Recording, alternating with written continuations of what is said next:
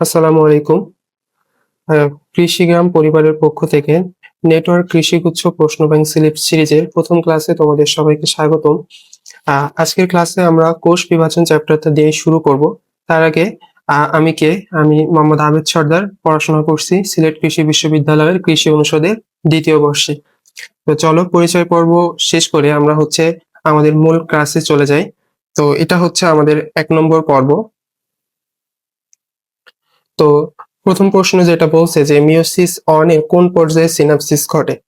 এখন এই যে আমাদের অনেকগুলো পর্যায় আছে, যেমন হচ্ছে মিয়োসিসে বিভিন্ন ধাপে যে সংগঠিত করার জন্য 5টা ধাপ আছে। একটা হচ্ছে লেপ্টোটিন, একটা হচ্ছে জাইগোটিন, একটা হচ্ছে প্যাকাইটিন, একটা হচ্ছে ডিপ্লোটিন এবং আরেকটা হচ্ছে ডায়াকাইনেসিস। তো তোমাদের একটা প্রশ্ন আসছিল যে নিচের কোনটা মিয়োসিস অনের পর্যায় নয়, দেখবা যখন পরবর্তীতে আসে। তো তখন তুমি চাইলে মনে রাখতে পারো ডিডি পাজল কথাটা দিয়ে। তার মানে ডিতে হচ্ছে ডায়াকাইনেসিস, ডিতে হচ্ছে ডিপ্লোটিন, অতে হচ্ছে প্যাকাইটিন, চতে হচ্ছে জাইগোটিন এবং লতে হচ্ছে লেপ্টোটিন। এই কথাটা মনে রাখলে তোমরা কোনটা পর্যায়ে আছে কিনা বা নাই এটা তোমরা বুঝতে পারবা। তো চলো আমাদের প্রশ্নে যেটা বলছে যে কোন পর্যায়ে সিনাপসিস ঘটে। এখন প্রত্যেকটা পর্যায়ে কিছু কিছু ফিচার আছে, যে ফিচার গুলো ওই ওই পর্যায়ে শুধুমাত্র ঘটে থাকে। তো সেগুলো চাইলে মনে রাখতে হবে আমাদেরকে, কারণ সেখান থেকে আসছে। তো প্রথমত যেটা আছে লেপ্টোটিন। তো তুমি লেপ্টোটিন মেইনলি আমরা মনে রাখার ট্রিক্স গুলো বলতেছি। তো লেপ্টোটিন তুমি মনে রাখতে পারো লেপ কথাটা দিয়ে। তো লেপ তো কারা গায়ে দেয় বলো তো? পোলারা গায়ে দেয়। মনে রাখবে যে পোলা গায়ে দিচ্ছে, মানে পোলারাইজড বিন্যাস দেখা যাচ্ছে। কই গায়ে দিচ্ছে? বুকে, অর্থাৎ বুকে দেখা যায়। তাহলে লেপ্টোটিন পোলারাইজড বিন্যাস দেখা যায় এবং একই সাথে বুকে দেখা যায়। এছাড়াও এখানকার আরেকটা ফিচার আছে, সেটা হচ্ছে যে ক্রোমোমিয়ার দেখা যায়। এখানে দেখো ব্যাখ্যায় কিন্তু এত কিছু নাই, আমি জাস্ট যেটা আছে তোমার বই থেকে সেটা দেখাবো এবং পরবর্তীতে মিলাই দিব। তো আরেকটা আছে ক্রোমোমিয়ার। তো ক্রোমো মানে কি? ক্রোমো মানে হচ্ছে রং। তো তুমি এভাবে মনে রাখতে পারো, লেপের তো বিভিন্ন রকম রং বেরং হয় এবং লেপ কে পরে? পোলা পরে। কোথায় পরে? বুকে পরে। তাহলে এই কথাটা যদি তুমি একটু মনে রাখতে পারো, তাহলে দেখবা যে লেপ্টোটিনের যতগুলো স্পেসিফিক ফিচার আছে সবগুলো তুমি মনে রাখতে পারতেছো। তাহলে পোলারাইজ বিন্যাস দেখা যাচ্ছে, ক্রোমোমিয়ার দেখা যাচ্ছে এবং বুকে দেখা যাচ্ছে। পরবর্তীতে যেটা আছে সেটা হচ্ছে জাইগোটিন। তো জাইগোটিনের জাইগোটিনের জতে মনে রাখবা জ ফর হচ্ছে জোড়। ঠিক আছে? জ ফর জোড়। এখন জোড় কখন হয়? একটা মিলে তো আর জোড় হয় না, তাই না? তো দুইটার দরকার হয়। তাহলে দুইটা ক্রোমোজোম, একটা ক্রোমোজোম আসবে পিতা থেকে, আরেকটা ক্রোমোজোম আসবে মাতা থেকে। তাহলে পিতা এবং মাতা সংমিশ্রণেই তো জোড় হবে, তাই না? তো যেহেতু জোড় হবে, তো এই যে জোড় যে দুইটা, এই দুইটাকে বলা হয় বাইভ্যালেন্ট। মনে রাখবা, বাইভ্যালেন্ট।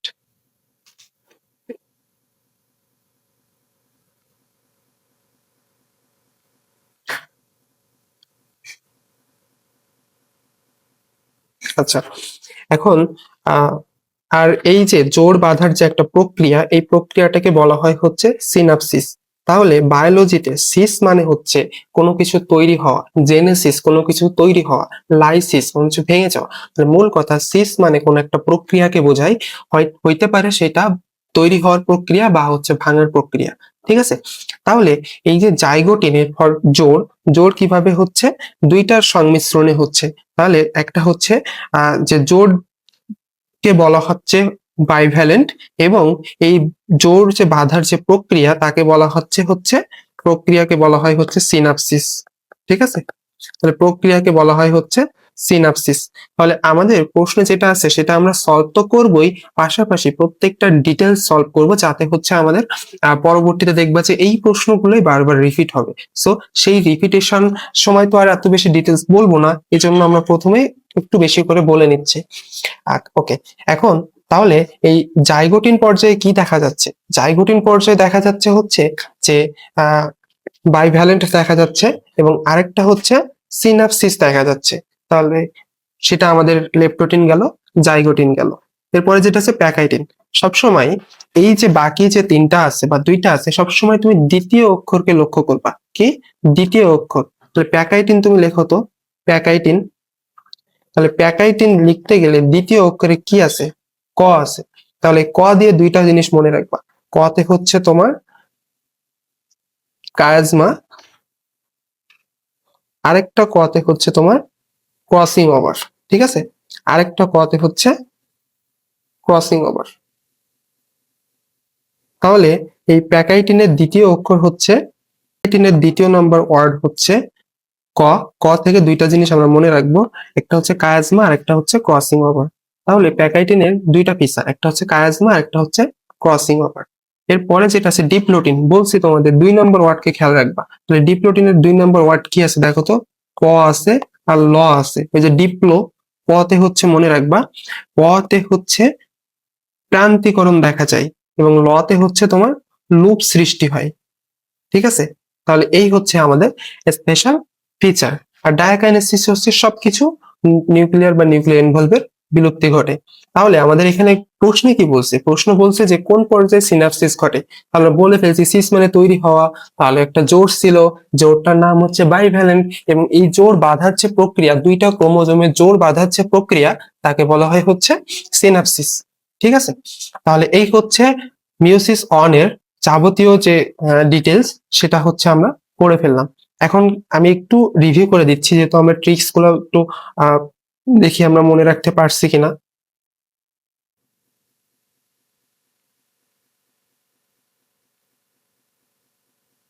লেপটোটিন, তো বলছিলাম যে লেপটোটিনের কয়টা ফিচার? 3টা ফিচার। একটা হচ্ছে লেপ, লেপ কে পড়ে? পোলা পড়ে, পোলারাইজড বিন্যাস। কোথায় পড়ে? বুকে পড়ে। তাহলে বুকে দেখা যায় কোথায়? লেপটোটিন। 3 নম্বর যেটা, সেটা হচ্ছে যে কেমন পড়ে? ক্রোমোমিয়ার, মানে বিভিন্ন রং বেরঙের পড়ে। ঠিক আছে, তাহলে এটা হচ্ছে লেপটোটিন গেল। পরে আসো জাইগোটিন। জাইগোটিনে বলছিলাম, জাইগোটিনের জ থেকে হচ্ছে জোড়। জোড় বাঁধা হচ্ছে, যে জোড়কে বলা হচ্ছে বাইভ্যালেন্ট, এবং এই যে প্রক্রিয়া, প্রক্রিয়াকে বলা হচ্ছে সিনাপসিস। ঠিক আছে, এরপরে আসবো হচ্ছে প্যাকাইটিন। তাহলে প্যাকাইটিনে সবসময় বলছি 2 নম্বর ওয়ার্ডকে খেয়াল করবা। তাহলে 2 নম্বর ওয়ার্ডে কি আছে দেখো তো, ক ফর হচ্ছে দুইটা জিনিস, একটা হচ্ছে ক্রসিং ওভার,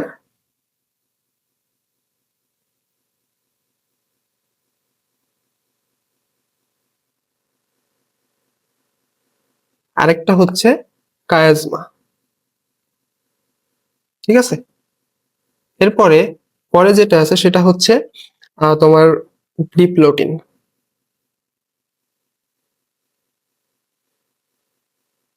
তাহলে ডিপ্লোটিনের 2 নম্বর ওয়ার্ডে কি আছে? প আছে, আরেকটা ল আছে। পতে হচ্ছে প্রান্তীয়করণ দেখা যায়, প্রান্তীয়করণ দেখা যায়, আর লতে হচ্ছে লুপ তৈরি হয়। হ্যাঁ, তোমরা দেখবা যে এই হচ্ছে তোমাদের 5টা পর্বের পুরা ডিটেলস।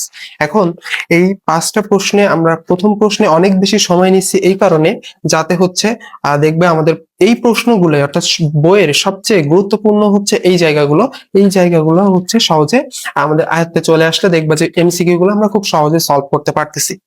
আচ্ছা, তাহলে ঠিক আছে, আমরা হচ্ছে এখন সরাসরি চলে যাব আমাদের প্রশ্ন ব্যাংক সলভে। ঠিক আছে, তাহলে এখন আমরা হচ্ছে সরাসরি প্রশ্নে চলে যাই। মিওসিস অনের কোন পর্যায়ে সিনাপসিস ঘটে? এখন তো আর আমি ডিটেলস বলবো না, কারণ আমি পুরা বিষয়টাকে নোট ডাউন করে দিচ্ছি এবং সহজে মনে রাখার ট্রিক্স গুলো বলে দিচ্ছি। এখন কোন পর্যায়ে সিনাপসিস ঘটে? তাহলে সেটা হচ্ছে জাইগোটিন পর্যায়ে। পরের প্রশ্ন হচ্ছে, বলছে যে একটা কোষ পরবর্তী বিভাজনে প্রক্রিয়ায় অংশগ্রহণ করবে কিনা সেই সিদ্ধান্ত হয় কোন পর্যায়ে?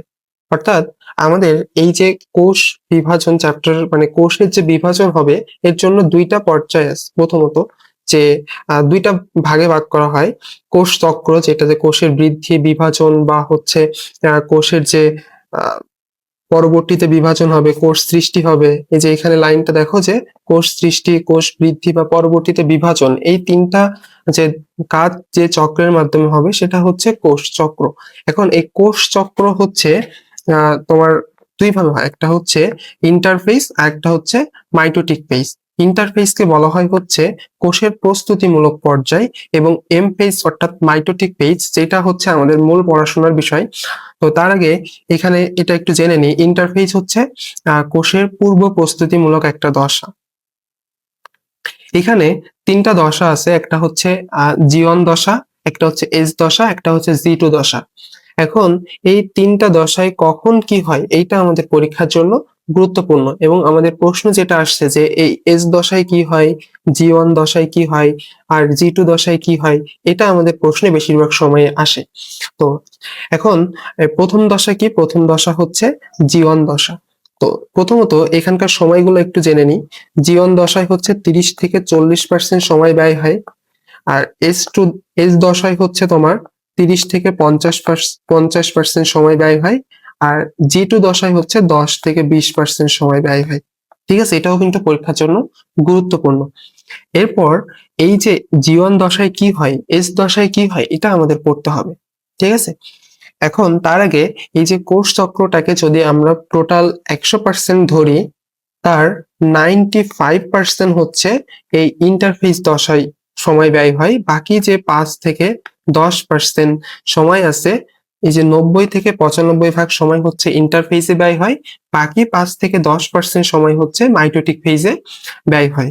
ঠিক আছে, এখন আমরা বুঝতেই পারতেছি যে ইন্টারফেস আমাদের জন্য কতটা গুরুত্বপূর্ণ। কেন গুরুত্বপূর্ণ? কারণ দেখো, কোষ বিভাজনের প্রায় 90 থেকে 95% সময় কিন্তু এই জায়গায় ব্যয় হচ্ছে। বাকি আমাদের যে কোষ বিভাজনের যে দশা যেটা আছে, এম ফেজ অর্থাৎ mitotic, prophase, prometaphase, metaphase, anaphase, telophase, এই জায়গাগুলোতে মাত্র 5 থেকে 10% সময় ব্যয় হয়। সেহেতু এই কোষের প্রিপারেশনটাও আমাদের জন্য গুরুত্বপূর্ণ, যেটা হয় কোথায়, ইন্টারফেজ ধাপে।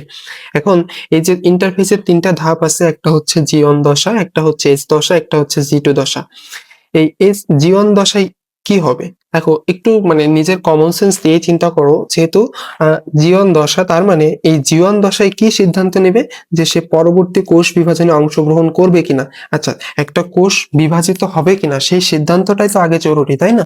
সেই সিদ্ধান্ত যদি আসে তবেই না তাদের পরবর্তী ধাপগুলো হবে, বিভাজিত হবে। তো প্রথম যে দশা যেটা আছে, প্রথমেই সে সিদ্ধান্ত গ্রহণ করবে যে সে আসলে কোষ বিভাজনে অংশগ্রহণ করতে চায় কিনা। তাহলে জি1 দশায় হচ্ছে প্রথম ফিচার যেটা, সে যে কোষ বিভাজন করবে কিনা এটা সম্পর্কে সে সিদ্ধান্ত নেয়। ঠিক আছে, এর পরবর্তীতে সে যদি কোষ বিভাজনে অংশগ্রহণ করে, তাহলে তার কোষ বিভাজনের করার জন্য যে উপাদানগুলো দরকার হয় সেই উপাদানগুলো সে তৈরি করবে। ঠিক আছে, একদমই কমন সেন্সের বিষয় যে জি1 হচ্ছে কোষের প্রথম দশা, ইন্টারফেজের প্রথম দশা, যেখানে সে কোষ বিভাজন করবে কিনা এই সিদ্ধান্তটা নেয়। আর দ্বিতীয়ত, যদি সে হচ্ছে কোষ বিভাজনে অংশ নেয়, তাহলে এই যে কোষটা বিভাজিত হবে বা ডিএনএ রেপ্লিকেশন হবে, তার যে ডিএনএ রেপ্লিকেশন হইতে গেলেও তার কিছু এনজাইম লাগবে, আরএনএ, ডিএনএ, এগুলো তো দরকার, তাই না? তো এই যে জিনিসগুলো কে তৈরি করবে, এই জি1 দশায় তৈরি হয়। আর দ্বিতীয় যেটা আছে সেটা হচ্ছে এস দশা, এস ফর সিনথেসিস, মনে রাখবা, এস ফর সিনথেসিস। সিনথেসিস মানে কি, কোনো কিছু তৈরি হওয়া। কি হবে, ডিএনএ তৈরি হবে, অর্থাৎ ডিএনএ রেপ্লিকেশন হবে এস দশায়। আরেকটা আছে হচ্ছে জি2 দশা।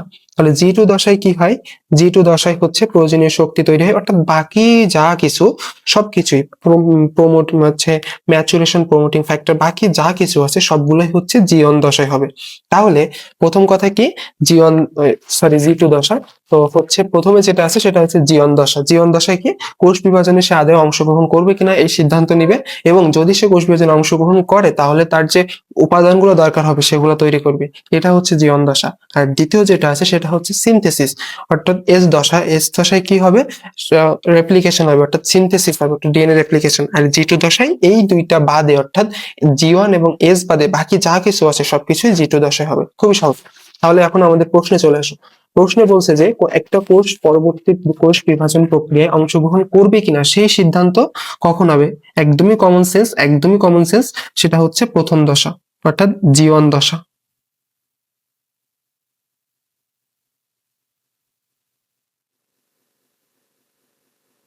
ঠিক আছে, আচ্ছা, পরবর্তী যেটা আছে সেটা যে কোষ বিভাজনের কোন পর্যায়ে সিনাপসিস ঘটে।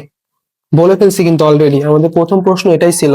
সিনাপসিস হচ্ছে একটা প্রক্রিয়া যে প্রক্রিয়ায় কি হয়, দুইটা ক্রোমোজোম জোড় বাঁধে, ওই জোড়কে বলা হয় হচ্ছে বাইভ্যালেন্ট, এবং হচ্ছে জোড়ের জ থেকে হচ্ছে জাইগোটিন, এবং এই যে কোষ বাঁধার যে প্রক্রিয়া সেটাকে বলা হয় সিনাপসিস।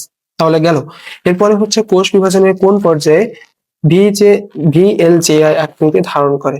এখন এটা হচ্ছে একটা ডিটেলস টপিক, আমরা আগের মতোই এই ডিটেলস টপিকটা সম্পর্কে পুরো যে 5টা মাইটোসিসের ধাপ আছে, প্রোফেজ, প্রোমেটাফেজ, মেটাফেজ, অ্যানাফেজ এবং টেলোফেজ, এই 5টা ধাপ আছে, এই 5টা ধাপের ডিটেলস আমরা জানবো, এবং হচ্ছে এই কোনটা কিভাবে মনে রাখা যায় এই বিষয়টাও আমরা দেখবো ইনশাল্লাহ। তো আজকে ক্লাসের পরে আমি এতটুকু এনশিওর করতে পারতেছি যে তোমরা যদি ক্লাসটা একটু মনোযোগ সহকারে দেখো তাহলে দেখবা যে তোমাদের এই চ্যাপ্টারের একটা সিঙ্গেল ইনফরমেশনও মনে রাখতে কষ্ট হবে না। ঠিক আছে? আচ্ছা, তো চলো আমরা জানি মাইটোসিসের 5টা ধাপ, একটা হচ্ছে প্রোফেজ, একটা হচ্ছে প্রোমেটাফেজ, একটা হচ্ছে মেটাফেজ, একটা হচ্ছে অ্যানাফেজ, একটা হচ্ছে টেলোফেজ। তাহলে প্রোফেজে কি কি ফিচার আছে, প্রোমেটাফেজে কি কি ফিচার আছে, মেটাফেজে কি কি ফিচার আছে, অ্যানাফেজে কি আছে, একইভাবে টেলোফেজে কি আছে, এইগুলোই হচ্ছে গুরুত্বপূর্ণ। অর্থাৎ কোন পর্যায়ে কি ঘটে এই জিনিসটাই আমার পরীক্ষার জন্য গুরুত্বপূর্ণ। ঠিক আছে? তাহলে চলো এখানে একটু সামারাইজ করে দেওয়া আছে, আমরা হচ্ছে এটা দেখেই বুঝে নিব, একদমই ডিটেলস পড়াশোনা করব। এই যে মূল টু দি পয়েন্ট হচ্ছে এখানে আছে, এইগুলোই মনে রাখলে হবে। তাছাড়াও যে দুই একটা কথা এক্সট্রা মনে রাখতে হবে এটা হচ্ছে আমি বলে দেবো বা লিখে দিব। ঠিক আছে? এখন যেটা আছে সেটা প্রথম পর্যায়ে হচ্ছে প্রোফেজ। মনে রাখবা, আচ্ছা এগুলো মনে রাখবা, প্রোফেজ হচ্ছে প্রধান পর্যায়, অর্থাৎ প্রথম পর্যায়। প্রোফেজ প্রথম পর্যায়, প্রধান পর্যায় যেটাই বলো, প্রোফেজের পর প্রথম বা প্রধান পর্যায়। এবং এই প্রথম পর্যায়ে হচ্ছে কি হয়, একটা ক্রোমোজোম থেকে জল বিয়োজন হয়, অর্থাৎ সেই ক্রোমোজোমগুলোর ভিতর থেকে পানি বেরোয় যেতে থাকে। এবং এইখানে হচ্ছে তোমার কি হয়, যে জল বিয়োজন হইলে ক্রোমোজোমগুলো কি হয়, তোমার হচ্ছে লম্বা হয় এবং সরু হয়। ঠিক আছে? আমরা যখন বইতে দেখাবো তখন হচ্ছে আরো ডিটেলস বুঝতে পারবা। আমি রিভিউ করার সময় আমি হচ্ছে টপিকটা পড়ায় নেওয়ার পরে হচ্ছে তোমার বই থেকে দেখাই দিচ্ছি যে কোনটা মানে এই টপিকটা বইয়ে কোথায় আছে, কিভাবে আছে সেটা। আচ্ছা, এরপর এখানে ক্রোমোজোম, আমাদের ক্রোমোজোম গুলো কেমন বলতো, ক্রোমোজোম গুলো হচ্ছে এই যে 4টা যে বাহু এগুলাকে বলা হয় হচ্ছে ক্রোমাটিড। বুঝছো? ক্রোমোজোমের 4টা বাহুকে বলা হয় হচ্ছে ক্রোমাটিড। অর্থাৎ এই ক্রোমোজোম থেকে যে সূত্রকে 2টা করে বিভক্ত একে বলা হয় ক্রোমাটিড। এই যে এগুলাকে বলা হয় ক্রোমাটিড। অর্থাৎ ক্রোমাটিড কখন দেখা যায় এটা গুরুত্বপূর্ণ, যে ক্রোমাটিড কখন দেখা যায় সেটা হচ্ছে প্রোফেজ।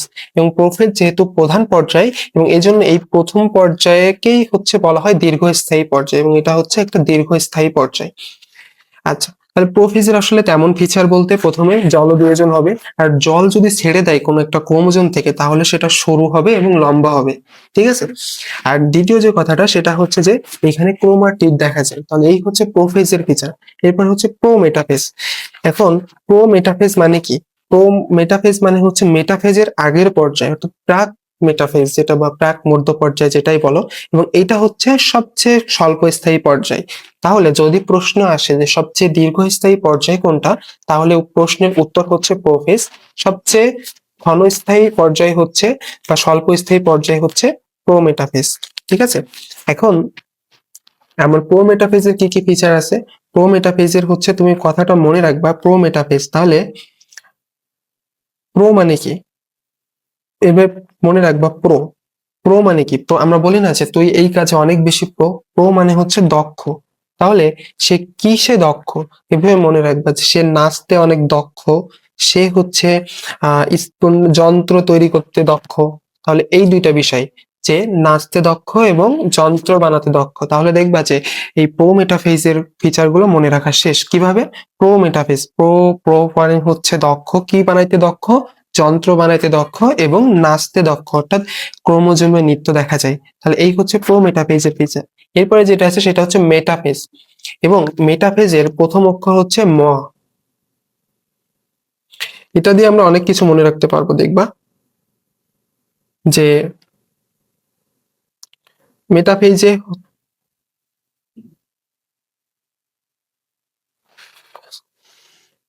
মেটাফেজ, মেটাফেজের ম দিয়ে আমরা অনেক কিছু মনে রাখতে পারবো। মেটাফেজে কি হয়, মেটাকাইনেসিস ঘটে, অর্থাৎ এই ক্রোমোজোম গুলো যখন বিষুবীয় অঞ্চলে যায়, আমি যদি তোমাদেরকে একটু দেখানোর চেষ্টা করি, এই যদি তোমার ক্রোমোজোমের এই যদি তোমার একটা পর্যায় হয়, এইটাকে বলা হয় হচ্ছে মেরু, এবং এই মিডিল পর্যায় যেটাকে বলা হয় এটাকে বলা হয় হচ্ছে বিষুবীয় অঞ্চল।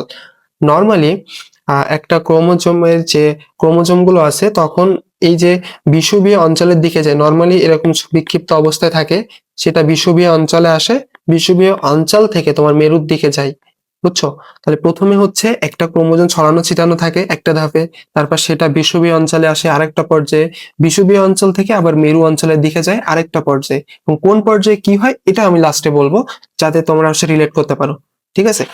আচ্ছা, প্রথমত যে মেটাকাইনেসিসের প্রথমে কি করতেছে, মেটাফেজের মতে হচ্ছে মেটাকাইনেসিস ঘটে। মেটাকাইনেসিস জিনিসটা কি? সেটা হচ্ছে ক্রোমোজোম গুলো এই যে ছড়ানো ছিটানো জায়গা থেকে তোমার হচ্ছে বিষুবীয় অঞ্চলে আসতেছে, একে বলা হচ্ছে মেটাকাইনেসিস। ঠিক আছে? এবং এইখানে মেটাফেজ পর্যায়ে সবচেয়ে মোটা এবং খাটো হয়, মেটাফেজের মতে হচ্ছে মোটা এবং খাটো হয়। একটা জিনিস চিন্তা করো, একটা ক্রোমোজোম যদি হয় হচ্ছে, আমি ধরে নিলাম একটা জিনিসের আয়তন সেম, তাহলে ধরে নিলাম এই হচ্ছে একটা ক্রোমোজোম। এখন এই ক্রোমোজোম গুলো যখন মোটা হবে, মোটা হইলে তার দৈর্ঘ্যটা কমে যাবে বাট প্রস্থটা বেড়ে যাবে, তাই না? তো একইভাবে যখন সে সরু হবে, সরু হওয়া মানে কি? লম্বা হওয়া। তার মানে সে যখন লম্বা এবং সরু হবে হচ্ছে একটা ধাপে, সেটা কোথায়? প্রোফেজ অর্থাৎ প্রথম পর্যায়ে। এবং মেটাফেজের মতে হচ্ছে মোটা হয়, অর্থাৎ কোথায় ক্রোমোজোম গুলো সর্বাধিক মোটা হয় সেটা হচ্ছে মেটাফেজ পর্যায়ে। তাহলে মোটা হইলে তার, যদি সে মোটা হয় তাহলে সে খাটোই হবে, এটা কমন সেন্স। আর যদি লম্বা হয় তাহলে সে হচ্ছে কি হবে, যে সরু বা হচ্ছে এটা হবে। আচ্ছা, এরপরে হচ্ছে অ্যানাফেজ। অ্যানাফেজ কি? অ্যানাফেজ হচ্ছে গতি পর্যায়। তাহলে তোমার একটা প্রশ্ন আসছিল যে গতি পর্যায়ে বলা হয় কোন ধাপকে? এখন অ্যানাফেজ, আচ্ছা তোমরা অ্যানাবাসের নাম শুনছো? অ্যানাবাস তো, অ্যানাবাস অনেক জোরে চলে তাই না? তাহলে এভাবে মনে রাখতে পারো যে অ্যানাবাস, অ্যানাবাস তার মানে এটা হচ্ছে গতি পর্যায়। এবং এই যে ক্রোমোজোম গুলো বিষুবীয় অঞ্চল থেকে আমার মেরু অঞ্চলের দিকে যাবে, এই সময় যাইতে গেলে ক্রোমোজোম গুলোর এক একটা আকৃতি ধারণ করে। এই আকৃতিগুলো কেমন হয় দেখতে? ভি আকৃতির হয়, এল আকৃতির হয়, জে আকৃতির হয়, আই আকৃতির হয়। ঠিক আছে? তো এভাবে মনে রাখতে পারো, ভুলে যাই। আচ্ছা, ইরেজ করি, তারপর হচ্ছে আমি লিখতেছি। তুমি মনে রাখতে পারো, ভুলে যাই। অর্থাৎ ভিতে ভু, এলতে হচ্ছে এল, জেতে যাতে হচ্ছে জে, আর আইতে তো আই। অর্থাৎ V L J I. V হইলে তাকে বলা হয় হচ্ছে মেটাসেন্ট্রিক, আর এল হইলে সেটা হচ্ছে সাবমেটাসেন্ট্রিক, জে হইলে অ্যাক্রোসেন্ট্রিক, আর আই হইছে টেলোসেন্ট্রিক। ঠিক আছে? তাহলে এটা কখন হয়? যখন বিষুবীয় অঞ্চল থেকে এই যে একটা ক্রোমোজোমের বিষুবীয় অঞ্চল থেকে মেরু অঞ্চলের দিকে যাওয়ার সময় ক্রোমোজোম গুলো যে বিভিন্ন আকৃতি ধারণ করে, সেই আকৃতির উপর বেস করে এটা হয়। কখন হয়? গতি পর্যায়ে অর্থাৎ অ্যানাফেজ পর্যায়ে। আর টেলোফেজে হচ্ছে যে প্রোফেজের উল্টা হচ্ছে টেলোফেজ, অর্থাৎ প্রথম আর লাস্ট হচ্ছে পরস্পর উল্টা। তাহলে প্রোফেজে কি হয়েছিল? পানি বিয়োজন ঘটছিল, এবং টেলোফেজে কি হবে? আবার পানি ঢুকবে। এবং এখানকার একটা কনফিউজিং প্রশ্ন বারবারই ভর্তি পরীক্ষায় চলে আসে, সেটা হচ্ছে কখন নিউক্লিয়ার বা নিউক্লিয়ার এনভলভের বিলুপ্তি ঘটে, কখন ঘটতে থাকে, বা কখন আবার সেটা ফিরে আসে। এই প্রশ্নটা অনেক বেশি গুরুত্বপূর্ণ এবং এটা হচ্ছে একটু কনফিউশনময়। তো আমি হচ্ছে এই কনফিউশনটা একটু দূর করি। প্রথমত, যদি তোমাকে প্রশ্নে বলে যে নিউক্লিয়াস এবং নিউক্লিওলাস এবং নিউক্লিয়ার এনভলভের বিলুপ্তি ঘটতে শুরু হয়, যদি প্রশ্নে থাকে শুরু হয়, তাহলে তুমি দাগাবা একদম প্রথম পর্যায়ে, প্রোফেজ। যদি বলে শুধু হতে থাকে, নিউক্লিওলাস এবং নিউক্লিয়ার এনভলভের বিলুপ্তি হতে থাকে, যদি হতে থাকে বলে, তাহলে তুমি দাগাবা প্রোফেজের পরের ধাপ কি? প্রোমেটাফেজ। আর যদি বলে যে সম্পূর্ণ বিলুপ্তি হয়ে গেছে বা বিলুপ্ত থাকে, তাহলে তুমি দাগাবা হচ্ছে মেটাফেজ। ঠিক আছে? তাহলে এই প্রশ্নটা হচ্ছে একটু কনফিউজিংময়। তাহলে এই তিনটা হচ্ছে বিলুপ্তি, এবং আর কি আবার ফিরে আসে অর্থাৎ অবলুপ্তি ঘটে বা মানে ফিরে আসলে কখন হয়, সেটা হচ্ছে প্রোফেজের উল্টা। বলছি প্রোফেজের উল্টা অর্থাৎ টেলোফেজে, যে সেটা আবার নিউক্লিওলাস এবং নিউক্লিয়ার এনভলভ ফিরে আসে। তাহলে এই হচ্ছে মাইটোসিসের যে 5টা ধাপ আছে, এই 5টা ধাপের ইন ডিটেলস পড়াশোনা। ঠিক আছে? তো আমি হচ্ছে একটু রিভিউ করি নোট এনে।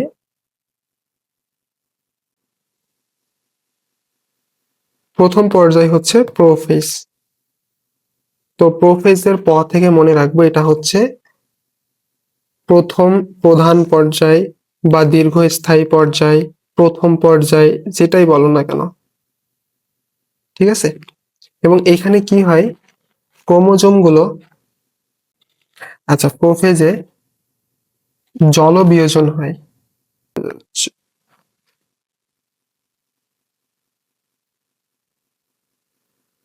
কিসের জল বিয়োজন হয়? ক্রোমোজোম গুলোতে জল বিয়োজন হয়। এবং এইখানে হচ্ছে নিউক্লিওলাস, নিউক্লিওলাস, তোমরা জানো নিউক্লিয়াসের ভিতর নিউক্লিওলাস থাকে, তাই না? তো এই নিউক্লিওলাস ও নিউক্লিয়ার এনভলভের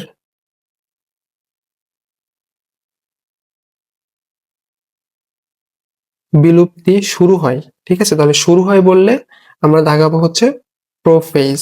যদি বলে বিলুপ্তি হতে থাকে বললে আমরা দাগাবো হচ্ছে প্রোমেটাফেজ। আর যদি বলে যে সম্পূর্ণ বিলুপ্তি থাকে, তাহলে আমরা দাগাবো হচ্ছে মেটাফেজ। ঠিক আছে, তিনটা কনফিউশন হয়ে গেল। তাহলে প্রোফেজ গেল, এরপরে আসা হচ্ছে প্রোমেটাফেজ। প্রোমেটাফেজের আমি কি বলছি, প্রো কি করতে প্রো, সে দুইটা জিনিস করতে প্রো। একটা হচ্ছে সে যন্ত্র বানাইতে প্রো। কি যন্ত্র? স্পুন্ডল যন্ত্র। আরেকটা হচ্ছে যে আহ কি কি করতে প্রো, সে হচ্ছে নাচতে প্রো, অর্থাৎ নৃত্য, অর্থাৎ কি হয়, ক্রোমোমিয়ার নৃত্য দেখা যায়, ক্রোমোজোমীয় নৃত্য দেখা যায়। আচ্ছা, এরপরে হচ্ছে মেটাফেজ। তো মেটাফেজের বেলায় কি, মেটাফেজের ম থেকে মনে রাখবো হচ্ছে মেটাকাইনেসিস ঘটে। তারপর হচ্ছে ম থেকে মনে রাখবো এই পর্যায়ে সর্বাধিক মোটা হয়, ক্রোমোজোম গুলো সর্বাধিক মোটা হয়, সর্বাধিক মোটা হয়। আচ্ছা, এরপরে হচ্ছে যেটা আছে যে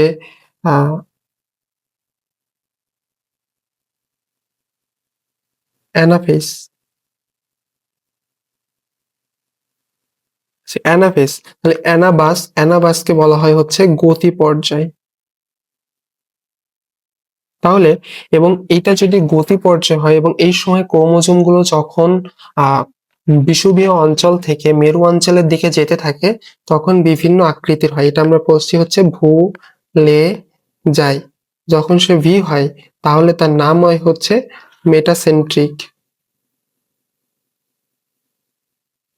আরেকটা হচ্ছে এল হইলে সেটা হচ্ছে সাবমেটাসেন্ট্রিক। আর জে হইলে একটা হচ্ছে অ্যাক্রোসেন্ট্রিক। আর আই হইলে সেটা হচ্ছে টেলোসেন্ট্রিক।